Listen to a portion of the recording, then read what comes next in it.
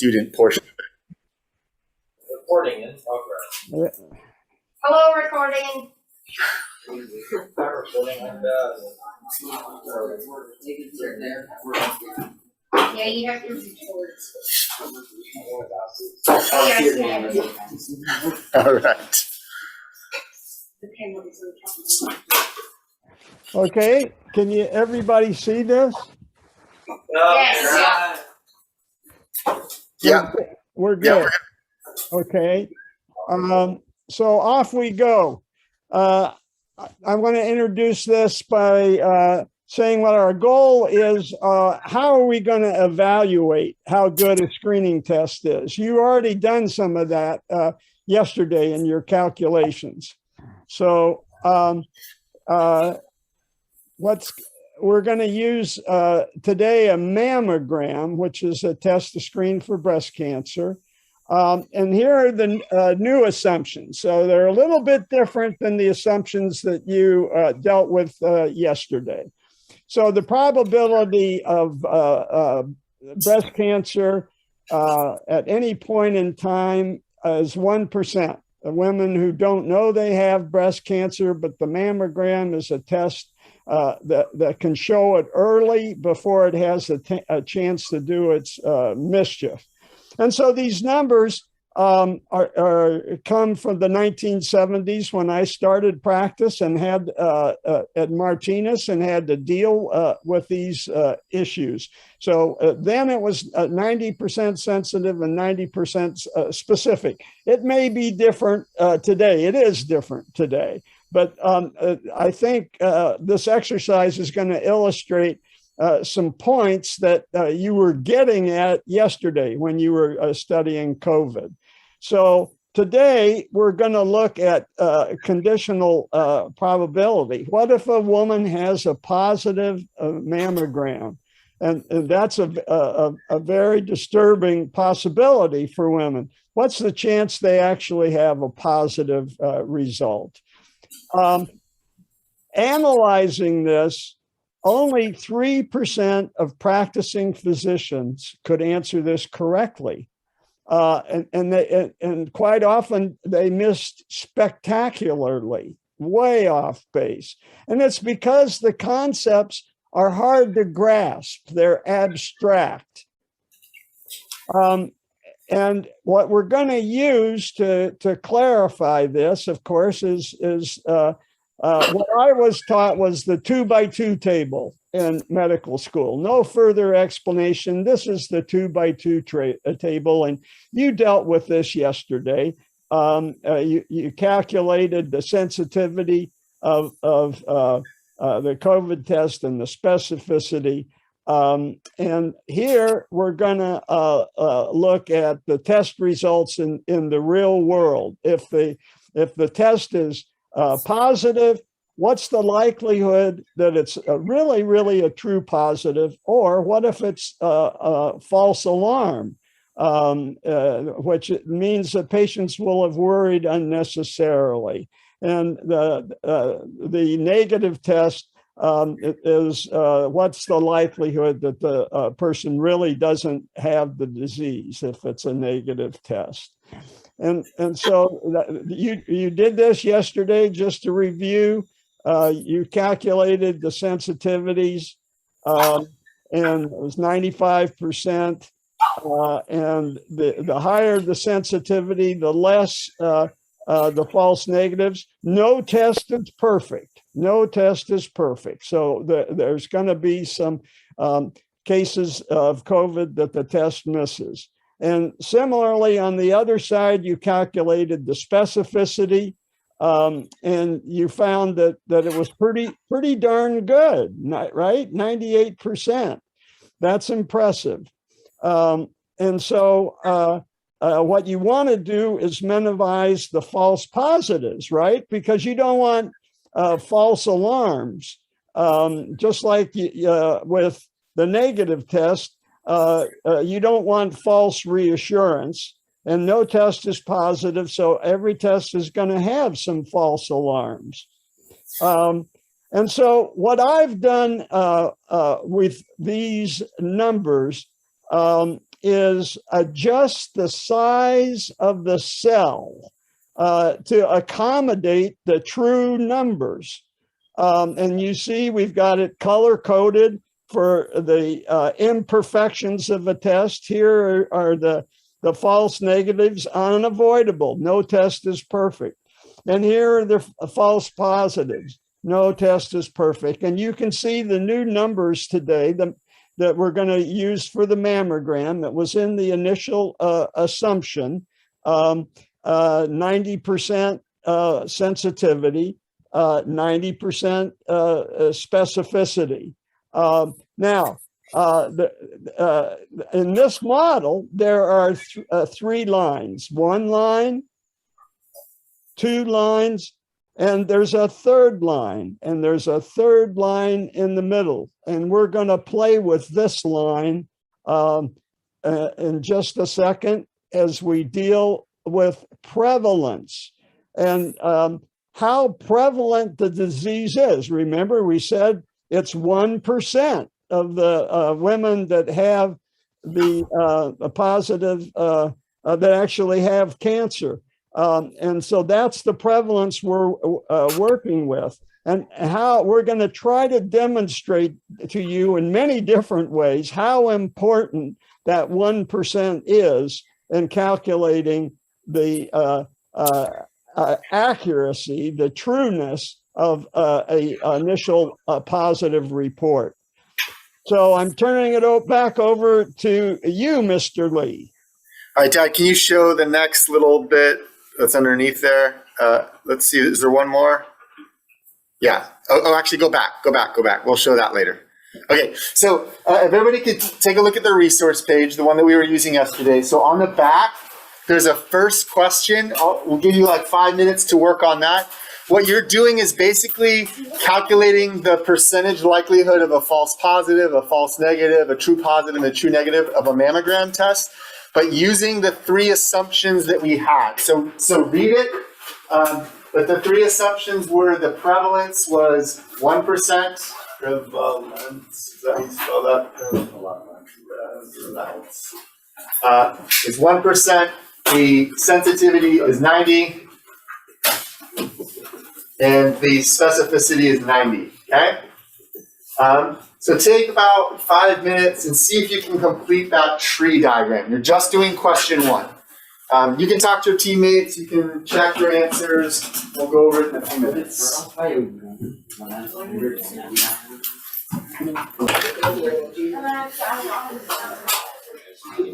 All right, I'm gonna go ahead and switch this back. You can check with other people at your table. So let me put back on the screen our presentation. So, hey guys, can we stop that? Thank you. All right, so 1 second while this pops up. All right, so the next thing I wanted to take a look at, and my dad's gonna explain right now. So probability trees are great, okay? But they lose some of the visual meaning. Area models are nice because they change the sizes of the boxes, and you can kind of see actually how big the pieces are. There's a visual aspect to it, almost kind of like a graph would have. So my dad's going to explain his idea about how to visualize this for doctors and get them to understand a little bit better how the conditional probabilities change when we're trying to decide how good is this test actually. So Dad, you're going to show the students next how the lines can become a little bit more dynamic. Go ahead and go to the next slide. Okay, are you ready for me to talk? Yes. Okay, so here we are. We're back at this diagram. You remember we've adjusted the boxes to accommodate sensitivity and specificity, these two lines. The third line right here in the middle, this is going to be our prevalence line. And the way things stand right now is the probability that the patient that's in front of me has the disease, in my mind, is 50-50, a toss-up. But it's not always like that, right? In my mind, when I'm seeing a patient, the pretest probability varies based on the history, the physical, what's going on in the community, as we'll talk about later. So let's make this line dynamic. Let's make it movable. What if I'm thinking, oh, I think there's only a 25% chance that this patient has the disease, 75 not. So look what happens to the relative size of two of the boxes. I'll just focus on two of them now. I'll go back. Just fix in your mind how big the yellow box is compared to the big true positive blue box. So the yellow's the false positive. They're both positive tests. So the yellow versus the blue. Watch what happens to the relative size. Boom. Okay, What happened? So, anybody want to think about what happened and talk to your teammates real quick and decide if we moves it even further to the left, what's going to happen between the size of the blue and the yellow? Talk to your teammates real quick. The yellow grows, so you get smaller. And you may want to talk about what that means. Think about what they actually represent and what that might mean about the test. All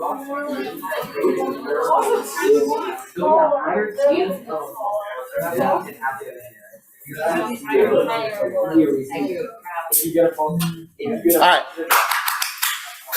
Who can tell us, give us a prediction. What's going to happen between the blue and the yellow? Owen. It's like the blue shrinks, the yellow you get like longer. Okay. All right, good. So think about what those, we'll talk about it in a second. You don't have to answer this quite yet, but think about what those represent. True positives versus false positives. Go ahead, Dad.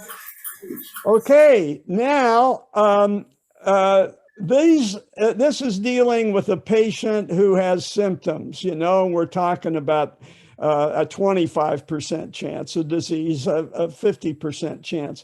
But what if we go to screening? That's what this is all about. You got it with the basic data on the first slide, what the assumptions were. The assumption was that the prevalence disease for screening purposes is 1%. So I'm not dealing with a sick patient. I'm not dealing with a woman that has a breast lump. I'm dealing with a woman that thinks her breasts are fine and that there's no problem whatsoever. So that's 1%. Now, let's watch what happens to the relative size of the yellow versus the blue. Boom. Boom. What happened? What happened, Walter? Well, the yellow box got closer and now bigger than the blue box. Okay, and what do you think that means? That means that, like, for example, if you were to get a positive result on a test, it's more likely for it to be a false positive than for it to actually even be the actual positive test because it's a higher chance. Correct. So this is what we're going to calculate right now. So Walter just said it means that now that the blue box is smaller than the yellow box, it's actually more of a chance it's going to be a false positive than actually a true positive. So go ahead and go to the next slide, Dad. Okay, before we leave, I just want to point out that this model only deals with 3 numbers and 4 lines. And you guys are seeing something that only 3% of doctors could grasp when they were dealing just with dry formulas and abstract propositions. Okay, on we go. All right, so hold on. Where was question 2? I don't remember when we do that. Actually, go ahead. Yeah, just go forward. Question two is the very next slide. All right, go ahead and go forward. All right, so we're going to find the area of each rectangle. So if you wanted to find the areas of these rectangles, you just multiply length times width, right? So the 1% times the 90%. Keep going, Dad. For the false negatives, the 10% of that side times the 1%. So again, length times width of each one. Keep going. False positive, 99% times 10%. Keep going. And then true negatives, 99% times 90%. That's what you guys already did with the tree, right? It's the same exact numbers. So go ahead and go to the next slide, Dad. What I'd like you guys to do for question 2 now is answer question 2. You guys are finding what's the conditional probability, okay? So given your patient has a positive mammogram, what is the conditional probability that they actually have cancer? Go ahead and spend a few minutes doing that, or probably just about a minute. Try to figure out what's the probability they actually have cancer given that they got a positive test. All right. Let's go on to the next slide. So you can check your answer here. Go ahead, Dad. All right, so the probability of having cancer, but this is given that you got a positive test, okay? I do want to make sure that's clear. We're only talking about the people who actually got that positive test. So the worry is when you get that positive test, what do people immediately think, actually, when they get it? Patrick? Oh, that they have cancer, that they're going to die, all these things, right? And this is where doctors need to be a little bit more careful about that. So probability of cancer given they got the positive test. Go ahead, Dad. Who has a positive test? Which two groups actually had positives here? And you can just say the labels. Francisco? The false positives and the true positives. The false positives and the true positives. Those were our positive tests, right? So that's going to be our denominator. That's all the group that we're looking at. Okay, go ahead, Dad. So that's those two groups there. Your denominator should be, again, ahead. All right, adding those two up for your denominator. One more slide, one more. And then the numerator is the people who were actually positive out of that group. It was only 0.9%. Those were the true positives. What is this result when you get 8.3%? What's that result telling us? Why is that kind of important? Liam? That's it's like accurate in like a large sense, but it's not super accurate. Okay, that's true. There's some problems with accuracy in this test. Hannah? Right. So again, don't freak out. You need to do the next test to see to go on, right? It's not like you have cancer if you got a positive mammogram. You only have an 8.3% chance of that actually being the case. Go ahead and go to the next slide, Dad. And just a little time check. We got 15 minutes left, okay? Okay. So I want to emphasize that this is valuable information. You're surprised at how low the predictive value is. But as a doctor, I have something to work with. The patient in front of me has 8 times greater chance of having breast cancer than the general population. This has helped me tremendously. And guess what? It's helped the patient. Yeah, she's going to worry, and we're going to take action and resolve and hope that she's in the 92% that don't have cancer. But lives were saved. Lives were saved. The investment of doing this mammogram and worrying a lot of people actually saved lives. And we'll see when we get to COVID that that's true as well. And then just a quick comment. This was in your last night's article. The positive predictive value is that number that we're looking at, that conditional probability. All right, go ahead, Dad. I'll say on to COVID. You worked with these numbers already, so these are familiar. And now you're going to do the conditional probability for this and figure out the likelihood of false alarm. All right, so we're going to do another question here. It's the third question, okay? And I'm going to give you guys 5 minutes for this.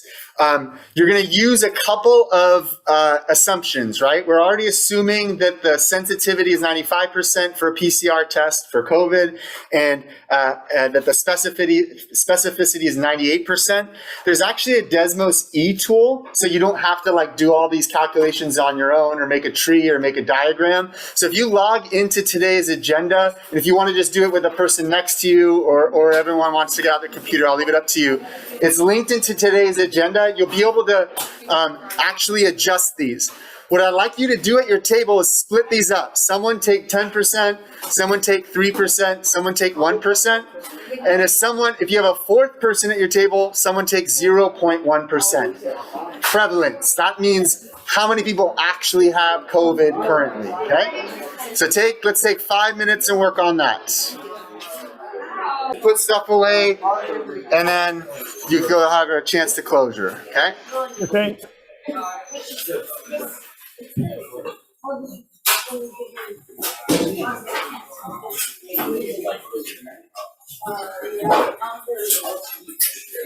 All right, so yeah, don't lose this sheet. We're gonna finish with it on Monday. Please put it in your backpack or your binder when you got it in there. Okay. All right, so Dad, take it away. Last 2 minutes. Okay, so spoiler, I'm going to give you the bottom line. You'll discover that you verified that as the prevalence goes down, the positive predictive value also goes down. This was of interest to our family because Mr. Lee's nephew, Iko, and my grandson tested positive in San Mateo School when San Mateo was at 3%. And I pulled out my model and I said, hold on, everybody. It's not 100%. It's going to be somewhere between 40 and 70%. And we'll go on to the next slide. What's the prevalence? It was 3% in San Mateo. In Yolo County, it's 1% now. The New York Times provides that. And so that'll help you. I think we can skip some of these. This is what I wanted to be sure we got to. Because if you test positive, oh my goodness, what do we do? Well, the next test, this is the gold standard test. You just repeat the same test after 24 hours. Now, our grandson, after he waited 24 hours, was tested again. It was negative. Oh, now we have a jump ball. Okay, 2 out of 3 wins. And you do it, the test a third time. And it was negative. And all this algorithm was developed by Disney as they were making movies on the set. They could afford to do this, and they had the machines there. And they could work out who had a positive. Dad, Dad, we'll have to finish this on Monday. Bell rang. They got to go to the next class. So we'll finish it on Monday, either with you or I'll do it. But thank you, Dad. Thank you. Thank you, guys. All right. We'll finish on Monday, Dad. Are you available? Or Tuesday, any day next week? Yeah, we could do it. The only thing is, Sorry. Sorry. Give me a second. Let me let